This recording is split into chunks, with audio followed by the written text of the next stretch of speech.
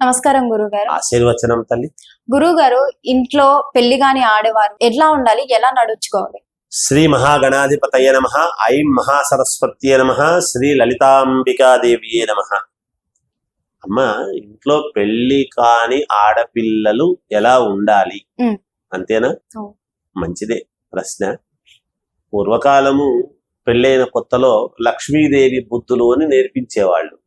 ఏది మన వరలక్ష్మీదేవి పాట గాని ఇలాంటి పాటల్లో ఏమిటి అంటే, అత్తవారింటికి వెళ్ళిన తర్వాత శబ్దాలు వచ్చేట్టుగా పాదాలు నడుస్తూ ఉంటే భూమాత తిట్టుకునేట్టుగా నడవకూడదు అని ఆడపిల్లలకు చెప్పారు. అలాగే ఆడపిల్ల శరీరం మీద ఉన్నటువంటి వస్త్రము నడుస్తూ ఉన్నప్పుడు వాళ్లకు వీళ్లకు తగులుతూ పోయేట్టుగా నడవరాదు అనేటువంటిది చెప్పారు. ఎవరిని చూసినా మృదు స్వభావముతో నవ్వుతూ చిరునవ్వుతూ, అంటే ఎవరు సంబంధం లేని వాళ్ళు పొద్దున్న లేస్తే బయట కూర్చొని అందరినీ చూసిన వాళ్ళందరినీ నవ్వమని కాదు దాని అర్థం. గురువు గారు చెప్పారు కదా, ఎవరు చూసినా నవ్వమన్నారు కదా అని బయట ఎవరు తెలియని వాళ్ళు పొద్దున్న నవ్వుతుంటే ఈ తిక్కపాపన మంచి అమ్మాయి అని అనుకుంటారు. అంటే మన వాళ్ళు మన ఇంటికి వచ్చినటువంటి వాళ్లను నవ్వుతూ పలకరించి కూర్చోండి. మంచినీళ్లు తాగుతారా అని, కాఫీ తాగుతారా, ఏం తీసుకుంటారు అని ఒక పలకరించేటువంటి విధానంలో మృదుత్వము ఉండాలి. తనకు ఏదైనా ఇబ్బంది కలిగింది, అసౌకర్యము కలిగింది అంటే పార్వతీదేవిలాగా దుర్గాదేవిలాగా హుంకరించమని కూడా చెప్పారు. అలా కూడా అయితే ఎక్కడ స్త్రీ ఎక్కడ తన యొక్క ప్రతిభను చూపించాలనో అక్కడ చూపించాలి, ఎక్కడ చూపించకూడదో అక్కడ తన మృదుత్వం ఉండాలి. ఇలాంటివన్నీ కూడా పెళ్లి కాకముందే అమ్మాయిలకు చెప్పటము చేయటము మన సాంప్రదాయము, మన విలువ, మనది ఏమిటి, మనం ఎలాంటి కుటుంబంలో పుట్టాము, మనం ఎలా నడుచుకుంటే మనకు యోగము కీర్తి ప్రతిష్టలు కన్న తల్లిదండ్రులకే కాదు, ప్రతి స్త్రీమూర్తికి ఒక ఔన్నత్యం ఉంటుంది. ప్రతి అమ్మాయికి తన ఆత్మ విశ్వాసము అనేటువంటిది ఒకటి ఉంటుంది. తను గొప్పగా ఉండాలి అని. స్త్రీకి గొప్పతనం ఏమిటి అంటే, పార్వతీ పరమేశ్వరులు ఏం చెబుతాడు అంటే శాస్త్రంలో పరమేశ్వరుడు పార్వతీదేవికి సగభాగం ఇచ్చాడు అని చెప్తున్నారంతా. అర్ధ శరీరాన్ని ఇచ్చాడు అని అదే కదా చెప్తున్నారు. అర్ధ శరీరాన్ని ఇచ్చాడు అని చెప్పుకోవడం కాదు, పార్వతీదేవికి పరమేశ్వరుడు అర్ధ శరీరాన్ని ఇవ్వలేదు. సగం శరీరంలో ఆయన, సగం శరీరం ఆమె ఉన్నారు. అంటే ఆమెయే నేను, నేనే ఆమె అని దాని యొక్క గుర్తు అది. మేము వేరు కాదు, పార్వతీ పరమేశ్వరులు, లక్ష్మీ నారాయణులు మనం చెప్తున్నాం కదా, ఇవి చెప్పుకుంటున్నాము కదా. మనం సీతారామాభ్యాం నమః అని చెప్తున్నాము. సీతారాములు అని ఎందుకు చెప్తున్నాము? రాముడు ఇలా చూడంగానే అప్పుడు సీతామ్మవారు ఓహో ఇప్పుడు ఈయనకి ఇది కావాలి, నాకు ఇది కావాలి అని అడగకుండా ఆయన కళ్ళను చూసి కళ్ళల్లో భావము తెలుసుకుని ఓహో ఈయనకి ఇది ఈ సమయంలో ఇది అవసరము అని చెప్పి తెచ్చించినటువంటి ఆమె. వాళ్ళది అన్యోన్య దాంపత్యము. ఆమె అర్ధాంగి అని. అర్ధాంగి అంటే ఏదో అర్థం చొక్కా దొడుక్కుందని కాదు, అర్ధం అంగి అని. అర్ధాంగి, ధర్మపత్ని, వీటి యొక్క అర్థాలు మనం తెలుసుకోగలిగితే గొప్ప.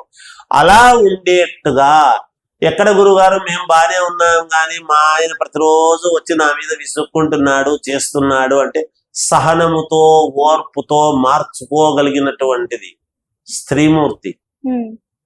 ఎందుకు మార్చుకోవాలంటే ఆమెకే సాధ్యం చేయగలుగుతుంది. ఇంతమంది కోటాను కోట్ల మంది ప్రజలు విపరీతమైనటువంటివి 70 అంతస్తులు, 300 అంతస్తులు, 400 అంతస్తులు కడుతూ ఉంటే పైకున్నటువంటి బిల్డింగులు చూసి మనం మురిసిపోతున్నాము గాని లండను ఇంకో చోట అని ఆ భూమాతను ఎంత తవ్వుతూ ఉంటే ఆమె ఎంత ఓర్పుగా ఉన్నది. మరి స్త్రీ అంత సహనమూర్తి అని భూమాతకు ఇచ్చినంతటి విలువ స్త్రీమూర్తికి ఇచ్చారు. అందుకే ప్రతి స్త్రీ కూడా శక్తివంతురాలు, ప్రతి అమ్మాయి కూడా శక్తివంతురాలే.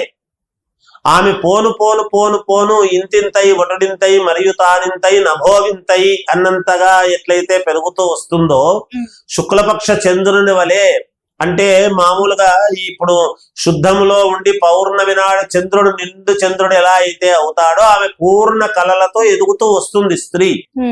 వచ్చినప్పుడు ఆమె యొక్క శక్తి కూడా పెరుగుతూ వస్తుంది. అత్తగారింటికి వెళ్ళిన తర్వాత పుట్టినింటిని అత్తగారింటి యొక్క బాధ్యతలను రెండు కళ్ళలాగా సమన్వయంతో చేసుకుంటూ వస్తుంది. ప్రతి స్త్రీ కూడా అత్తగారింటికి పోయిన తర్వాత ఇంకా సంబంధం లేదని వదిలేసిందని మనం అనుకుంటాం.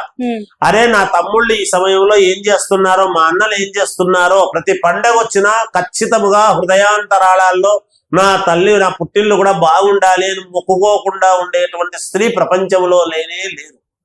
నా అత్తవారిలు నా కుటుంబం బాగుండాలి, నా పిల్లలు బాగుండాలి అని కోరుకున్న, అత్తమామలు బాగుండాలి అని కోరుకున్న వెంటనే నా తల్లిదండ్రులు బాగుండాలి, నా తమ్ముడు బాగుండాలి, మా అన్న బాగుండాలి, మా అన్న పిల్లలు బాగుండాలి అని ఖచ్చితంగా కోరుకుంటుంది. మరి రెండు సమన్వయం చేసుకుంటున్నట్టే కదా. ఒక కంటితో మామూలుగా ఇక్కడ, ఒక కంటితో అక్కడ సంగతి రెండూ చూస్తూ ఉంటుంది అన్నమాట స్త్రీమూర్తి. అంత ఔన్నత్యము కలిగినటువంటి స్త్రీమూర్తి ఇవన్నీ జాగ్రత్తలు పాటించుకుంటూ పుట్టినింటి యొక్క గౌరవాన్ని, మెట్టినింటి యొక్క గౌరవాన్ని రెండుటిని కాపాడబడేటువంటి విధముగా ప్రతి అమ్మాయికి చెప్పాల్సినటువంటి బాధ్యత ప్రతి తల్లిదండ్రులది ఉన్నది. అటువంటి వాటికి సంబంధించినటువంటివే పురాణాలు, కథలు, ఇతిహాసాలు. మనకి ఇంకా ఎక్కడండి పాతకాలంలో మీరు అవన్నీ చెప్తున్నా అంటే, ఏ కాలమైనా స్త్రీనే 9 నెలలు మోస్తూ ఉంది, స్త్రీనే గర్భం దాలుస్తూ ఉంది, స్త్రీనే కంటూ ఉన్నది. ఒక ప్రాణికి, ఒక పురుషుణ్ణి, ఒక దుర్మార్గుడికి ఇచ్చిన స్త్రీనే ఒక ఇది ఇస్తున్నారు. ఒక స్వాములు, యతీశ్వరులు, సన్యాసులు, ఈ పొద్దు యోగీశ్వరులు, పీఠాధిపతులు ఎంతమంది అవుతున్నారంటే ఒక స్త్రీమూర్తి కడుపున పుట్టినటువంటి వాళ్లే కదా. ఎంతో మంది దేశాన్ని ఏలేటువంటి మహనీయులను కన్నారు అంటే స్త్రీమూర్తే కదా. ఆ స్త్రీమూర్తి యొక్క గొప్పతనం అనేటువంటిది ఎంతని చెబుతాం, ఎంతని చేయగలుగుతాం. కనుక మనము ఆలోచన, ఆ స్త్రీకి, అమ్మాయికి ఉండవలసినటువంటి ఆలోచన ఎలాంటివైతే ఉంటాయో అలాంటి ఆలోచనలకు తగ్గట్టు పిల్లలు, భర్త వస్తాడు, అటువంటి ఆలోచనలకు తగ్గట్టే పిల్లలు పుడతారు గాక. ఆమె తీర్చిదిద్దుకోవాలి కదా. ఒక సంతానాన్ని, కుమారుణ్ణి అద్భుతమైనటువంటి దేశానికి పనికొచ్చేవాడుగా తీర్చిదిద్దగలిగినటువంటి శక్తివంతురాలైనటువంటి స్త్రీ తన భర్త తప్పు చేస్తే మార్చుకోలేదా? నయాన్నో, భయాన్నో, బతిమాలో, బామాలో మార్చుకునేటువంటి విధంగానే చెయ్యాలి తప్ప ఇది కాదులే ఇంకోటి, ఇది కాదులే ఇంకోటి అనేటువంటిది అలా ఎవరు కావాలని చేయరు. వాళ్ళ యొక్క కర్మ ఫలితాన్ని బట్టి కొంతమందికి జరుగుతూ ఉంటాయి. మనం ఎవరిని తప్పు పట్టడానికి లేదు అవకాశం. కొంతమంది జాతకాల్లో కొన్ని ఇబ్బందుల వల్ల జరుగుతూ ఉంటాయి. కానీ ఎక్కువ శాతము కుటుంబము బాగుండాలని కోరుకునేటువంటి వాళ్లే ఎక్కువగా ఉంటారు. ఆడపిల్లలందరూ కూడా ఆ దశగానే ఆలోచన చేయాలి. ఆడపిల్లలందరూ కూడా మన భారతదేశం యొక్క మహా తల్లులు, సంపదలు.